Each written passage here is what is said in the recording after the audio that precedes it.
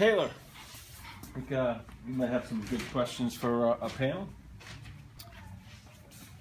So through school and growing up, you could see the people that would start getting into the hard drugs because they would almost lose their spark or their personality luster, and it comes down to really that they want to escape something, as you guys said, or they feel some sort of pain that they just can no longer bear.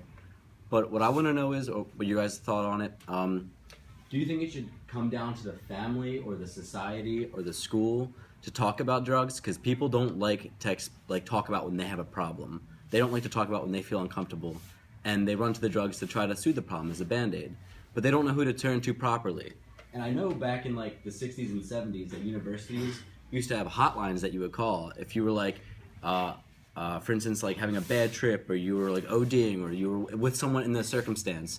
You could call the university that you were attending, and they would walk you through the steps and tell you who to call and the procedures to go about it. So people would want to be safe, and they would want to take the right steps towards it. So do you think it's more of the education system, or like a society problem where it should be a political aspect, or like a family situation where drugs should be more openly talked about, where people should be comfortable to explain and ask questions about it in case they do run into the problem? Because it's a very realistic problem that people, whether they like it or not, they may find themselves running into.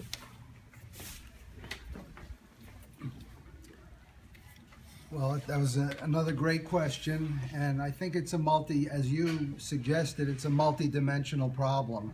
So it involves all the parties that you indicated. And yes, I mean, a hotline, certainly a place to call anonymously if you're in dire straits and you have no one else to talk to. We have a program here on Long Island called Long Island Crisis Center. I don't have their number memorized, but anybody that's listening could certainly find that easily.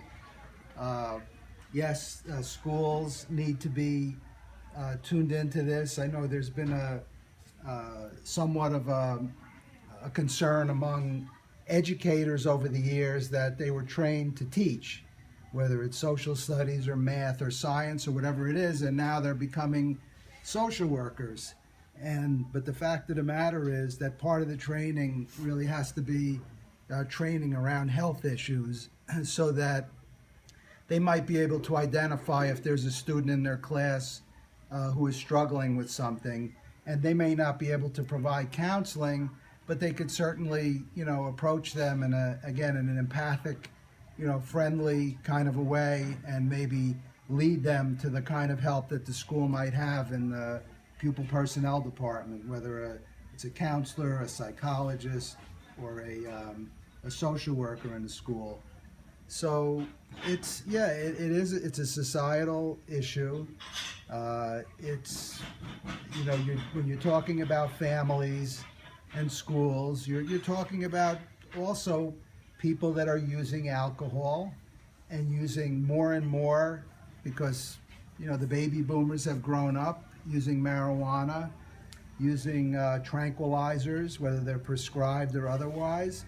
So it's also that young people are exposed, whether it's in their homes or in their friends' homes, to people using chemicals in order to cope with life.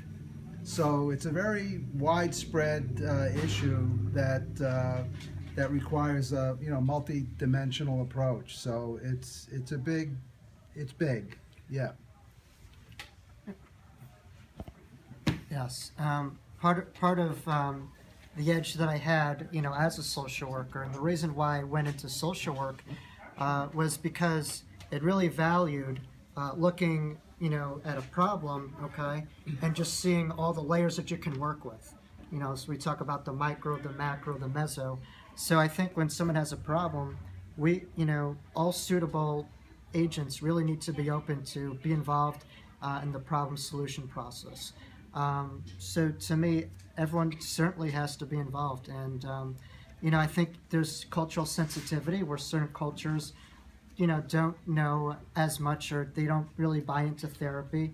So it's really about working within, certain cultures or certain family systems, and really understanding that it's okay to, seek treatment, that it really does not make you a weak person in any way, shape, or form. As I mentioned before, quite the opposite. And it's really empowering that individual to live the life that they were born to live without the baggage, and to really go forward in, you know, their pursuits. But they, you know, treatment is necessary if there is a problem. Yeah. Joe Satriano.